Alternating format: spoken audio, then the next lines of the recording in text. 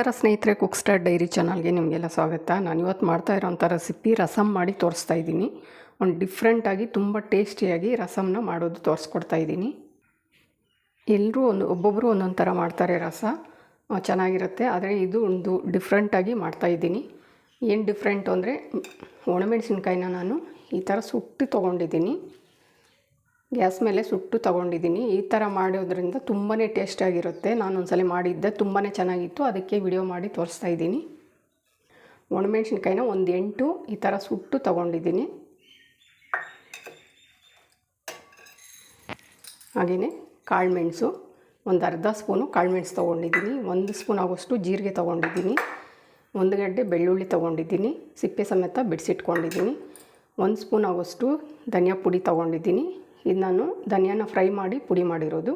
ಹಸಿ ಧನಿಯಾ ಹಾಕಿದ್ರೆ ನೀವು ಒಗ್ಗರಣೆ ಜೊತೆಲಿ ಸೇರಿಸ್ಕೋಬೇಕಾಗುತ್ತೆ. ಸ್ವಲ್ಪ ಹಿಂಗು, ಸ್ವಲ್ಪ ಅರಿಶಿನ, ಸಾಸಿವೆ ಒಂದು ಅರ್ಧ ಸ್ಪೂನ್ ಒಗ್ಗರಣೆಗೆ, ಕರಿಬೇವು ಸೊಪ್ಪು ಸ್ವಲ್ಪ, ಹಾಗೆಯೇ ಒಂದು 4 ಟೊಮೆಟೊ ಹಣ್ಣನ್ನು ತೊಗೊಳ್ತಾ ಇದ್ದೀನಿ. ಸ್ವಲ್ಪ ಹುಣಸೆಹಣ್ಣು, ಒಂದು ನಿಂಬೆಹಣ್ಣು ಗಾತ್ರದಷ್ಟು, ಚಿಕ್ಕ ನಿಂಬೆಹಣ್ಣು ಗಾತ್ರದಷ್ಟು ಹುಣಸೆಹಣ್ಣನ್ನ ತೊಗೊಳ್ತಾ ಇದ್ದೀನಿ. ಈಗ ನಾನು ಚಿಕ್ಕದೊಂದು ಒರಳನ್ನ ತೊಗೊಂಡಿದ್ದೀನಿ. ನೀವು ಬೇಕಿದ್ರೆ ಒರಳಿಲ್ಲ ಅಂದರೆ ಚಿಕ್ಕ ಜಾರಲ್ಲಿ ಹಾಕಿ ಪುಡಿ ಮಾಡ್ಕೋಬೋದು. ಇದಕ್ಕೆ ನಾನು 1 ಸ್ಪೂನ್ ಆಗೋಷ್ಟು ಜೀರಿಗೆನ ಸೇರಿಸ್ತಾ ಇದ್ದೀನಿ. ಹಾಗೆಯೇ ಮೆಣಸು ಅರ್ಧ ಸ್ಪೂನ್ ಆಗೋಷ್ಟು ಮೆಣಸು ಸೇರಿಸ್ತಾ ಇದ್ದೀನಿ. ಇದಕ್ಕೆ ಸ್ವಲ್ಪ ಹಿಂಗನ್ನು ಸೇರಿಸ್ಕೊಳ್ತಾ ಇದ್ದೀನಿ. ಹಾಗೆಯೇ ಬೆಳ್ಳುಳ್ಳಿ, ಇದನ್ನೆಲ್ಲ ನಾನು ಕುಟ್ಟಿ ಪುಡಿ ಮಾಡ್ಕೊಳ್ತೀನಿ. ಈ ಥರ ಕುಟ್ಟಿ ಪುಡಿ ಮಾಡ್ಕೊಳ್ತೀನಿ. ಇಲ್ಲಿ ನಾನು ಸ್ಟವ್ ಅಂಟಿಸಿ ಇದು ಬಟ್ಲು ಇಟ್ಕೊಂಡಿದ್ದೀನಿ. ಅದಕ್ಕೆ ಸ್ವಲ್ಪ ನೀರು ಹಾಕಿ ಟೊಮೆಟೊ ಹಣ್ಣನ್ನು 4 ಭಾಗದಾಗೆ ಕಟ್ ಮಾಡಿ ಬೇಯಿಸ್ಕೊಳ್ತೀನಿ.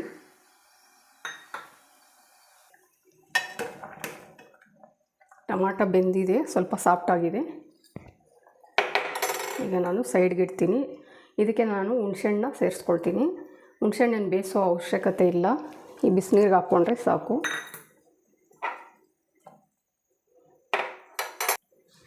ಇದು ಪೂರ್ತಿ ತಣ್ಣಗಾದ್ಮೇಲೆ ಇದನ್ನು ಕಿವುಚಿ ರಸನ ತಗೋಬೇಕು. ಇದು ಪೂರ್ತಿ ತಣ್ಣಗಾಗಿದೆ. ನಾನು ಈ ಥರ ಎಲ್ಲ ಟೊಮಾಟೊ ಹಣ್ಣೆಲ್ಲ ಕಿವುಚಿ ರಸ ತೊಗೊಂಡಿದ್ದೀನಿ. ಟೊಮಾಟೊ ಜಾಸ್ತಿ ಹಾಕಬೇಕು, ಹುಣಸೆಹಣ್ಣು ಕಡಿಮೆ ಹಾಕಬೇಕು ಈ ರಸಕ್ಕೆ. ಈಗ ಪೂರ್ತಿ ಇದೆಲ್ಲ ತೆಗೆದುಬಿಟ್ಟು ರಸ ಮಾತ್ರ ಹಾಕ್ತೀನಿ. ಈಗ ರಸ ಮಾಡೋದಕ್ಕೆ ಬಾಣಲೆ ಇಟ್ಟಿದ್ದೀನಿ, ಎಣ್ಣೆ ಸೇರಿಸ್ಕೊಳ್ತಾ ಇದ್ದೀನಿ. 1-2 ಸ್ಪೂನ್ ಆಗೋಷ್ಟು ಎಣ್ಣೆ ಬಿಸಿ ಆಗ್ತಿದೆ. ಸಾಸಿವೆ ಹಾಕ್ತೀನಿ. ಸಾಸಿವೆ ಹಾಕಿದ್ಮೇಲೆ ಈಗ ಮೆಣಸಿನ್ಕಾಯಿ ತೊಗೊಂಡಿದ್ನಲ್ಲ ಸುಟ್ಟಿರೋದು, ಕಟ್ ಮಾಡಿ ಅದನ್ನು ಸೇರಿಸ್ಕೊಳ್ತಾ ಇದ್ದೀನಿ. ಸ್ವಲ್ಪ ಕರಿಬೇವು ಸೊಪ್ಪು,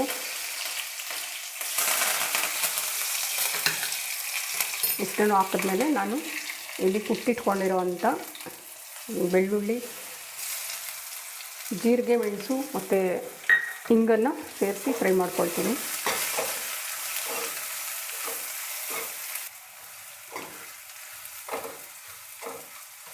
ಒಂದು 2 ನಿಮಿಷ ಫ್ರೈ ಮಾಡಿಕೊಂಡ್ರೆ ಸಾಕು.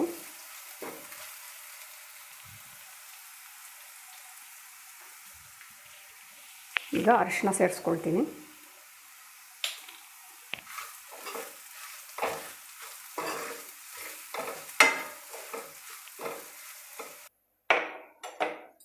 ಈಗ 2 ನಿಮಿಷ ಫ್ರೈ ಆಗಿದೆ ಚೆನ್ನಾಗಿ. ಈಗ ನಾನಿಲ್ಲಿ ರಸನ ಸೇರಿಸ್ತಾ ಇದ್ದೀನಿ. ಹುಣಸೆಹಣ್ಣು ಮತ್ತು ಟೊಮೆಟೊ ರಸನ ಸೇರಿಸ್ತಾ ಇದ್ದೀನಿ.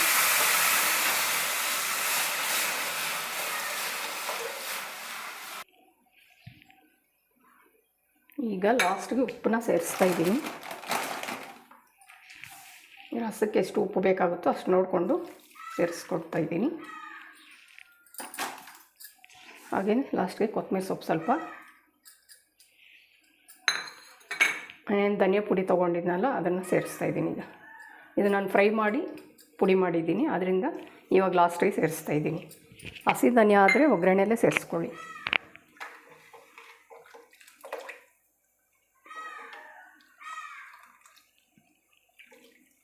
ಸಣ್ಣದಾಗಿ ಉರಿ ಇಟ್ಕೊಂಡು ಸ್ವಲ್ಪ ಕುದಿ ಬರೋ ತನಕ ಕುದಿಸ್ಕೋಬೇಕು.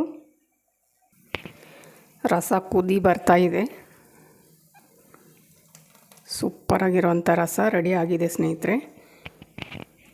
ಈ ಥರ ಒಂದ್ಸಲಿ ಮಾಡಿ ನೋಡಿ, ತುಂಬಾ ಇಷ್ಟ ಆಗುತ್ತೆ. ತುಂಬ ಚೆನ್ನಾಗಿರುತ್ತೆ, ಡಿಫ್ರೆಂಟಾಗಿ ಚೆನ್ನಾಗಿರುತ್ತೆ. ಈ ಥರ ಒಂದು ಸತಿ ಮಾಡಿ.